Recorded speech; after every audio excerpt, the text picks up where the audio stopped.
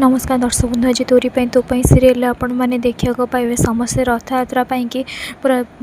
ठाकुर को डाकुवे से चिकी मम कहे ये रथयात्रा सब पापी मैंने आपण को डरिकी सब चली जाती तुम्हें आसे मात्रा ही सब दुख कष्ट विपद को दूर कर दिए तुम्हें आसिले ताहले मो परिवार एत कष्ट कौन पाई प्रभु आउे से जिते माधवी कहे से रुहीर पाप भी बढ़ी सारी आदि कहे कि बास तुम आशीर्वाद जमती आम रुहीर अंत करूँ ठीक सेमती आम निशार भी अंत करने को चाहूँ से जड़े अखा नहीं कि बाहरी जीवपर एपटे चिकी जिते बहुत व्यस्त होती राम कहते देख से आम झी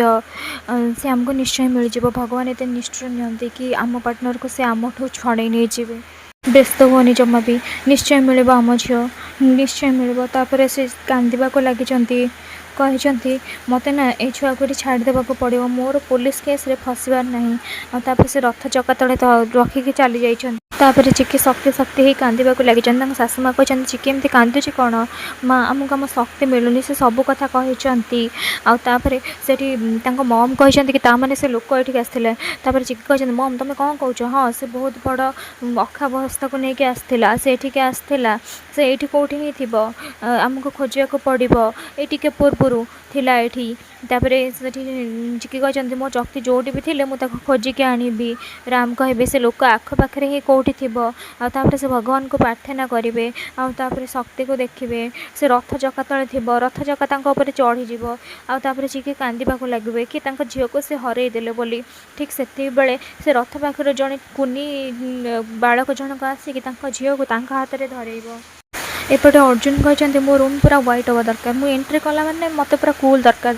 कूल रहा दरकार मत पूरा कूल फिल हवा दरकार से रूही कहते कि तुम्हें चिकी को आगुरी जान अर्जुन अर्जुन से पूरा स्थिर हो जाती तुम्हें चिकी को केमती चिन्ह आउे से अर्जुन कहते ना माने मुझे चिन्हबी मु तो चिन्हनी मु चिन्हनी रूही के डोंट लाई मो लोक मैंने शुणी तुम चिकी सहित कथा बेले तुम कह चिकी केमी चिन्हल आउे अर्जुन कहे ओ गॉड ए घरे मो पर नजर रखुची एबे मते कथा को संभालिया को हबो yes yes I have to balance आउे से अर्जुन कहे रूही तुम भल भाव जाच by profession I am a doctor मो चैम्बर को मो कैबिन को बहुत सारा पेसेंट मैंने आसती आ चिकी भी आसते झीर हेल्थ कंडीशन बुझापी बास आउे रूही कहे हेले पुणी कौन आउ रूही तुम मत डाउट करुच अरे वरंग तुम तो खुशी हवा कथा एत वर्ष पर आम देखाले गोटे नुआ लाइफ आम स्टार्ट करुचे किंतु तुम्हें कौन करुच आम आम विषय न भाविक आम दिजन बाहागर कथा न भाविक तुम अलग लोक कथा भावुच it's hurting me it's really hurting me भल लगुनि मत से रूही कहते Arjun Arjun I am sorry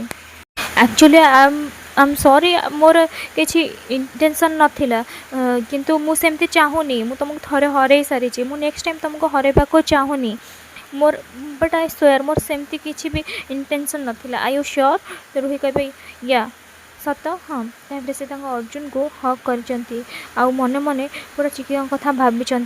एपटे जिते छोट बालक चिकी पाखक छुआ को लेकिन आसछंती से झील को धरिकी बहुत गेला कर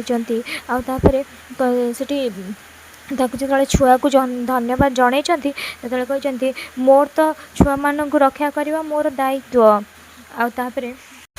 आज तो समस्त खुशी दिन ना ताले किए केमती मन दुखरे रही पारिबो को माँ केमती कांदी पारिबो कि कहे तुमको बहुत बहुत धन्यवाद तुम मो जीवन को फेरई देच किसी समय पर लगे जमती मो शक्ति मत छाड़ी चली जाइथिला आउे से छोट पिला कहे कि भय मनुष्यर सबुठ बड़ शत्रु होता है मन में भय न रखिकी मन उपर विश्वास रख आउे से चिकी शाशु कहते हाँ एकदम ठीक कथा आ हठात से उभान हो जाती आउे से राम कहते रूही एबे जाए जहाँ भी किसी कर आम सब किसी सहीचे किंतु एबे आम शक्ति सांगे से कौन भी भूल करें कि सी आमर कौन भी कथार मुंड खेल पारनी आउे से हठात से पिला छुआ को देखी जो पाई ना आउे से जशोदा कहते कि मत जमी लगुच स्वयं भगवान आसिकी आमको साहाय्य करके गले ନହେଲେ ବେବି ତାଙ୍କ ପାଖକୁ କେମିତି ଗଲା? ଚିକି କହିବେ ହଁ ମମ୍, ପ୍ରଭୁ ଜଗନ୍ନାଥ ଆଜି ଭଳି ଦିନରେ କାହା ସହିତ ବି ଅନ୍ୟାୟ ହେବାକୁ ଦିଅନ୍ତିନି। ସେ ଆମ ସହିତ କେମିତି ଅନ୍ୟାୟ ହେବାକୁ ଦେଇଥାନ୍ତେ?